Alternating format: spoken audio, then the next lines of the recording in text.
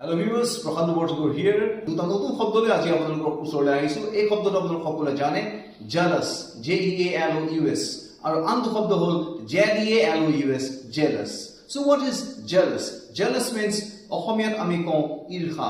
কাৰোবাৰ প্ৰতি ঈৰ্ষা ভাৱ সেইটো প্ৰকাশ কৰিবৰ কাৰণে এই ইংৰাজী শব্দটো ব্যৱহাৰ কৰা হয়। এটো সকলোৱে জানে, a kind of envy, insecurity for someone or something, jealous, ঈৰ্ষা ভাৱ.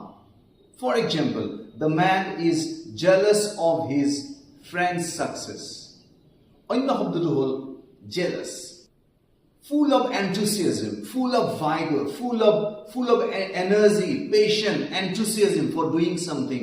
কিবা এটা কৰিবৰ কাৰণে উৎসাহ উদ্দীপনা এই শব্দ কথাটো ব্যৱহাৰ কৰিবৰ কাৰণে এই ইংৰাজী শব্দটো JELOUS আমি ব্যৱহাৰ কৰো। উদাহৰণস্বৰূপে, the man is a jealous learner. He is jealous about his health and hygiene. Thank you so much. এনেকুৱা ধৰণৰ ভিডিঅ'ৰ কাৰণে আপোনালোকে ইজি ইংলিছ উইথ প্ৰশান্ত এই ইউটিউব চেনেল সাবস্ক্ৰাইব কৰিবলৈ নাপাহৰিব। লগতে যদি এই ভিডিঅ'টো ভাল পাইছে তেন্তে লাইক, শ্বেয়াৰ আৰু কমেণ্ট কৰিবলৈ নাপাহৰিব।